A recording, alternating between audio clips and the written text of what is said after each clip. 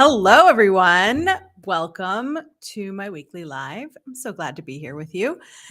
I am Lauren Lefkowitz. I'm an executive coach, and I believe that fine is a trap. I am live on Instagram over in the top corner. And so if you're joining me on Instagram, you'll just see me glancing up every once in a while because Instagram does not integrate yet with all of the other platforms. But I am also on LinkedIn, Facebook, and YouTube. So I'm glad to have you here with me. If you are just coming across me for the first time, I'll tell you what fine is a trap means. Fine is a trap. For me, it means that we often say that we're fine as an automatic response to things. Someone asks how we are, we say we're fine. Someone asks how our day was, it was fine. Someone asks if we can help them move, we say it's fine. Somebody asks if we can do a bunch of extra work for no extra pay, we say it's fine. Somebody tells us they have more work for us, but no promotion and no money, we say it's fine. And every time we say something is fine, our threshold for fine gets just a little bit lower and we're no longer fine. But if we say we're not fine, then we're actually terrible and we don't know what to do about it. So I work with people to help them recognize what's fine in their lives that's not actually fine. And then I help them take a step back, figure out who they want to be when they grow up and how to get there. So that's a little bit about me. Tell me about you if you're joining me tonight. Who are you? Where are you coming from tonight? What made you come and hang out with me? I did forget to send out invitations for this tonight. So I imagine a lot of you will be watching the replay. Sorry about that. Imperfect. But celebrating that, even though it is imperfect, here I am showing up. So as always, with this show, Mindset Shifts and the What Ifs, we're here to talk about things that happen, things that go on in our careers, in our lives, and how we react to those things. So every week I spin a wheel, which I'll put up on the screen. That's everywhere except Instagram. So if you're watching this on Instagram, you may want to hop over to LinkedIn or Facebook and we'll see what the topic is tonight. The fun is in the surprise. And I like surprising myself. So here we are. Let's spin the wheel and see what comes up for tonight. All right, here we go.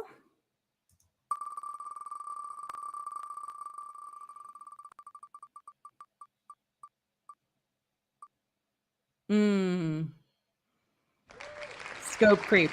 Amazing. Yes. So scope creep is actually coincidentally what I was talking about when I started talking about fine. Scope creep, if you've never heard that term before, is what happens when you have a job description, you have an established role where you are, and the edges start to blur and get a little bit muddy. And we've got Jessica here with us, coming in from LinkedIn, tuning in from Baltimore. Listening to you gives my Tuesday evenings resets my perspectives after crazy work days. Oh, thank you. I'm so glad. That's amazing. Thank you for joining me.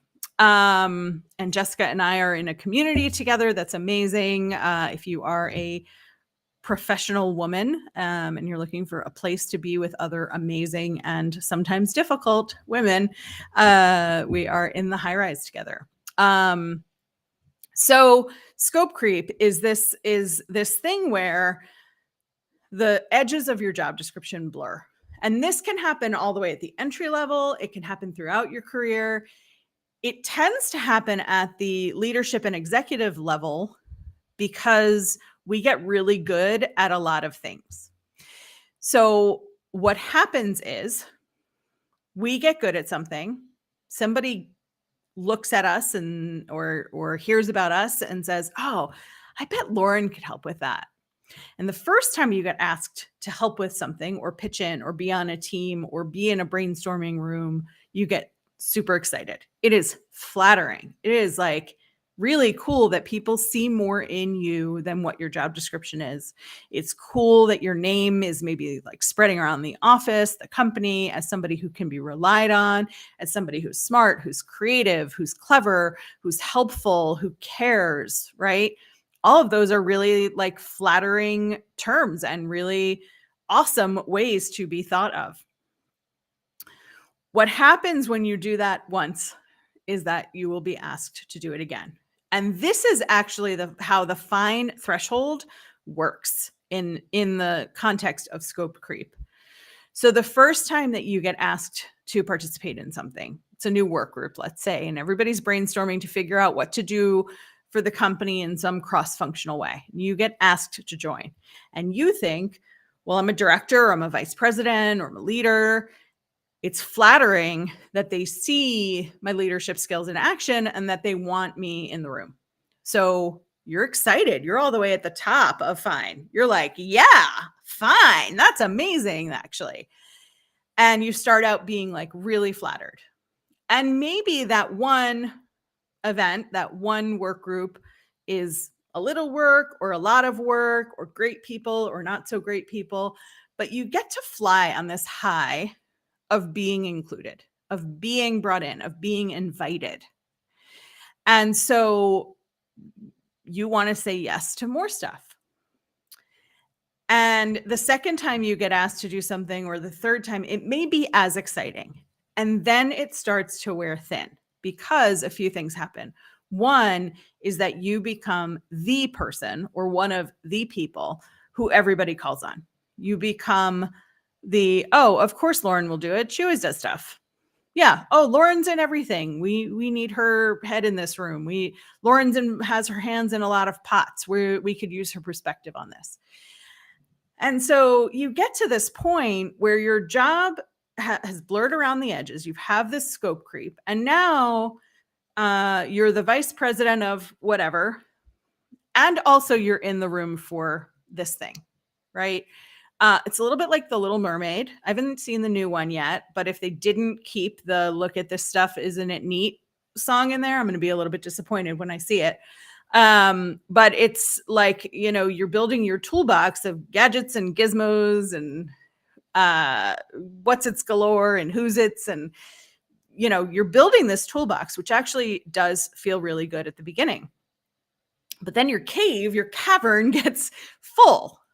I'm carrying a Disney metaphor too far, but your cavern gets full and you're like, I have all of these tools. I don't actually want all of these tools. But because your scope has crept and you've been involved in all of these different projects and you haven't set a boundary, the next time they ask you, it's a little bit less fine. And the next time it's a little bit less fine. And the next time, and the next, and the next, and the next, and the next. And then eventually you are saying fine, and it is an empty, empty, empty version of fine. Hey, we need you on this project. Oh, but I don't really work with that. I know, but you've done other projects and you fulfilled this role, and gosh, we really could just use your expertise. Okay, that's fine. Right. And eventually the things that you've said are fine, the things that you've allowed to creep in. And I'm using the word allowed really deliberately, and I'm going to come back to the word allowed. But the things you've allowed to creep in then become these norms, right? If you're involved in the same project that doesn't actually belong to you twice, well, now you're the person who does that, even if it didn't belong to you in the first place. That's how you become the vice president of whatever you need. I say from experience, is that you become the person everybody relies on for the things that nobody knows where to put. And once you've become this yes person who comes from a place of genuinely, from the bottom of your heart, really wanting to help, that's where you're coming from initially. You get a little bit less praise as time goes on.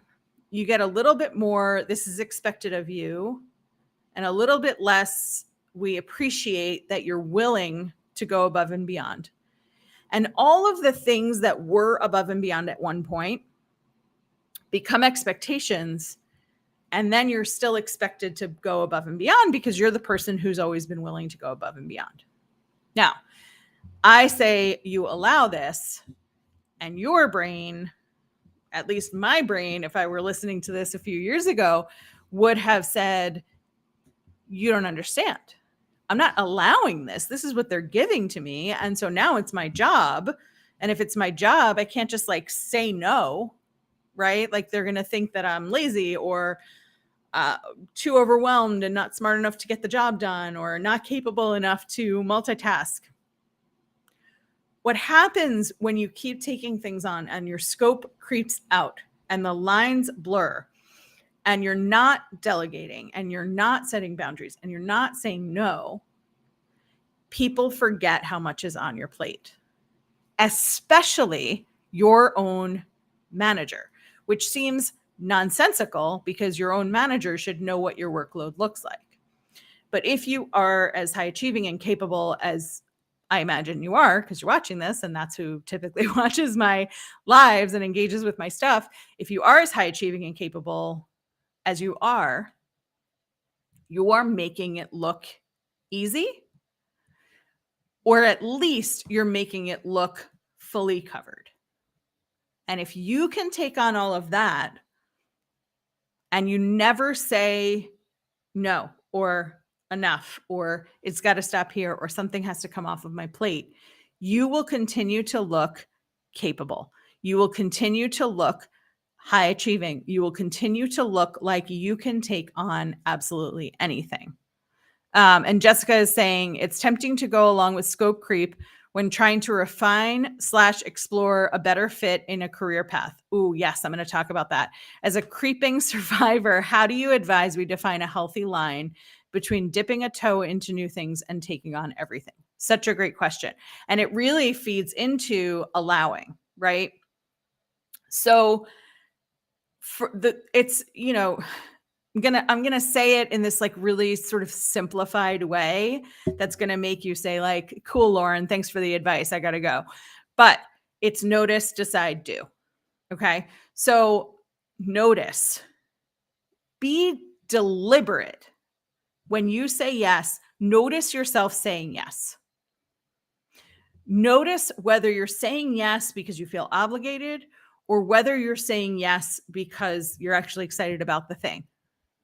Notice if you're excited when the thing repeats. Notice if you're dreading that the thing is repeating. Notice what the balance of your workload is. So if you are now working 70 hours a week because of this new project, notice that. We as humans get into these routines and get into these automatic ways of being, and we don't notice until we're already in the place where we're resenting it. So notice is step one.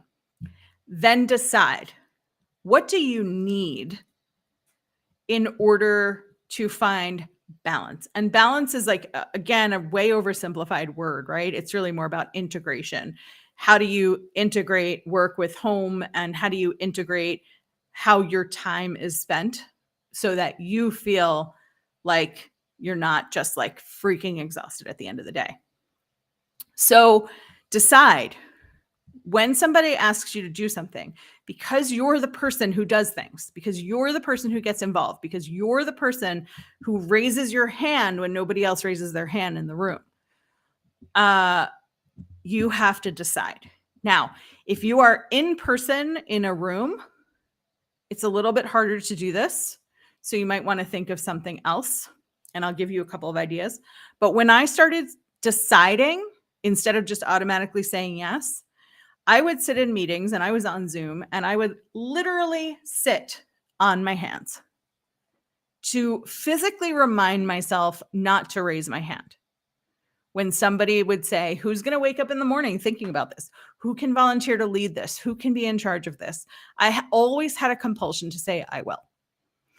And when they got used to me volunteering for everything, then it was like, one of those movies where you walk into the bar that you don't belong in and the music turns off and everybody turns around and looks at you. So somebody would say, who's going to wake up thinking about this, and it became the routine that everybody would look at me. So sitting on my hand, physically sitting on my hands, made it so that I was not going to raise them. And that if somebody said, Lauren, will you do this? That sitting on my hands reminded me to think before I just simply said yes. And then I got to decide, did I want to do this? Did I have time to do this? Did I feel obligation enough to do this? Or could I say, I don't have the capacity for that right now? That's the deciding. The do, and if you can't sit on your hands because you're like live in a conference room with people and they're going to be like, Lauren, why are you leaning over to each side and putting your hands under your butt? It's a little unprofessional, Lauren. You can do things like link your fingers on your lap. You can fold your hands in the way that you don't normally fold them. So my normal way of folding my hands, if I'm folding my hands, is this or this. So put your opposite thumb on top so that you're not feeling as comfortable as you normally feel. Something that is going to, or dig your fingernails into your hands, right? Do something that is going to make you notice and decide. And then do. And the doing is in making sure that you are actually saying out loud the no, or the I need to think about this, or let me look at my workload, or yes, I'm actually really interested in that. Or I'm interested in that, and have a sidebar with your manager and say, now there's too much on my plate. If I'm taking this on, I'm happy to take this on, I'm excited about it. But if I'm taking this on, I need to let go of something else, or I need to put something else off. How do we balance this? Or here are my ideas for balancing this, right? It's not a fast process. It's not like you walk in one day and you're like, it's all over for you. I'm not doing any more things. I'm sticking to my job description and that's it, right? I'm probably not talking to anybody who's at the very beginning stages of their careers where they are people pleasers with scope creep. We're all in the middle of it, right? So it's about the practice of saying no. It's about the practice of delegating over or up or down. Delegating does not just have to be a manager down kind of thing. It's asking for the support from whichever leadership you need to get support from. And then it's doing, and it's sticking to those things. So it may be that you start with really tiny things. It may be that you say, yes, however, in order to get this done, I'm going to need X, Y, and Z, help or support or team members from this team or whatever it is. It's taking those little steps and then sticking to those things and then building up. I went from 80 to 100-hour work weeks to 40-hour work weeks in under a year after working insane hours for almost 20 years. And I did that little by little by little. I didn't just walk in one day and say, like, now I'm working 40 hours a week. Sorry, everyone. I did it little by little in a way that felt good to me, in a way that was just uncomfortable enough for me to feel like I was risking a little bit, but not like I was living on the very edge and risking my entire career. So hopefully that helps, Jessica. But it's that notice and then decide and then do, and all of the depth of that. Amber's here. Hey, Amber.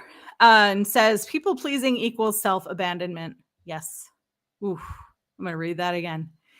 People pleasing equals self-abandonment. Because you are not abandoning, you are abandoning yourself. You are not looking out for you when you are people pleasing. It's never like, oh, I'm such a people pleaser for myself. It's never the statement. Hard lesson to learn myself, to stop saying yes to everything. Rephrasing to self-abandonment reminds me why I am going to say yes or no. Yeah. Ooh, so powerful, Amber. Thank you for sharing that. And you know, the people pleaser in me wants to help everybody with everything all of the time. That's like how scope creep starts. Is there's the flattery of it. There's the wanting to help everybody with everything all the time. And the genuine like service person, do-gooder inside of us really wants to do that. But because we're abandoning ourselves, at some point we hit burnout and we hit resentment and we hit, I don't want to please anybody for anything at all, ever. Right. And we feel like we're so far removed from our ability to self reflect and self please and serve ourselves, which is always presented as like this negative, right? It's the word, when you hear somebody say self-serving, the words self-serving, you like roll your eyes and you think that person's a jerk. But you do have to be self-serving in order to sustainably serve others. Otherwise, you hit this point where you're so burned out, you're putting the word everything in all caps and saying, I don't know why I do everything for everyone all the time. I'm tired. And so people pleasing needs to include you. You're allowed to be a person who pleases other people. And also, you exist in that universe. People pleasing is not simply about making others happy. It is also about making yourself happy, because you are healthier and more effective if you are making yourself happy while you're also making others happy. And somebody asked me a couple of weeks ago about, well, I feel bad if I'm not helping all of the people all of the time. So if I'm not helping everybody all of the time and I feel guilty about it, then like, shouldn't I just go back to helping everybody all the time? And my response to that was, you certainly can. But when you have lost yourself, and Amber, you said it as self-abandonment, but when you have lost yourself to helping other people, if you think about cooking for other people, which I don't think about a lot. One of my friends just got me a towel that says this stove is for display purposes only. But if you're a person who cooks and you're cooking for everybody because you want to please everybody, and everybody is 500 people and you have one oven, you're going to kind of put out slop, right? Everyone will get fed. You won't be satisfied with the work you've done. They won't be excited about the meal that they're eating. If you curate a beautiful meal for 10 of your closest people, and you've taken your time and you've chosen your ingredients with care, you're going to serve a beautiful meal and you probably will sleep better. So it's not necessarily about quantity of serving other people. It is also about quality, right? And part of that quality has to come from you serving yourself, from you looking out for you and making sure that you're healthy enough, that you're well enough, that you are served enough, that you are included enough in your own decision making that you can serve other people. And Jessica says, even as a people displeaser, I like that. The take one for the team mentality is a creeper of its own. Absolutely it is. But that's why you have to boundary set and push back. If you notice the people who move fastest, and this is like a broad generalization, but if you notice the people who move fastest in promotional processes, it's the people who are good at delegating without looking like they're made of Teflon, right? If you're made of Teflon, whatever comes on just slides right off. And you've seen those people who are the master delegators. They absolutely, anything that comes their way, they hand off. That's not where you want to be. But there is an in-between. It is a spectrum of things and of decision-making that, cool, Jessica, go ahead and take one for the team.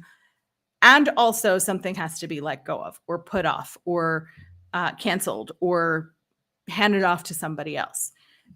There can be an and or a but in saying yes to taking one for the team. We're all working a little bit harder here. I'm sure you've heard that. Or if there's been a layoff and you've survived the layoff, we're doing more with less. Oh, I do not like more with less.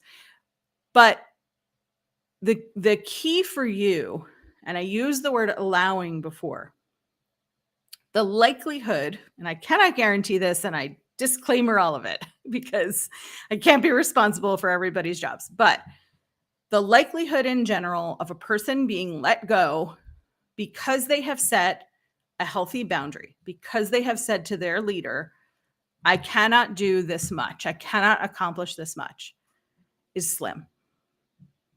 Every client that I've worked with who has set boundaries has set them successfully because they are looking out for taking one for the team. They are looking out for making things work. They are really caring about what is happening and also themselves and their own mental health and their own integration of work and home life. I'm going to leave you on that note tonight. If you've got questions about this, if you watch the replay and you want to have a chat about it, just shoot me a DM, and I will see you all next week, same time, same place. And in the description of this, if you haven't yet been to Mindset Shifts or to Beyond Fine, which is the mastermind for women, it's going to be every second and fourth Wednesday of the month at 7 p.m. Eastern time. And our next one then is June 14th. I'll be posting about that tomorrow. But the link to register is also in the description of this live on LinkedIn and Facebook and YouTube. So I'll see you all soon. Thanks so much for being here and have a great night.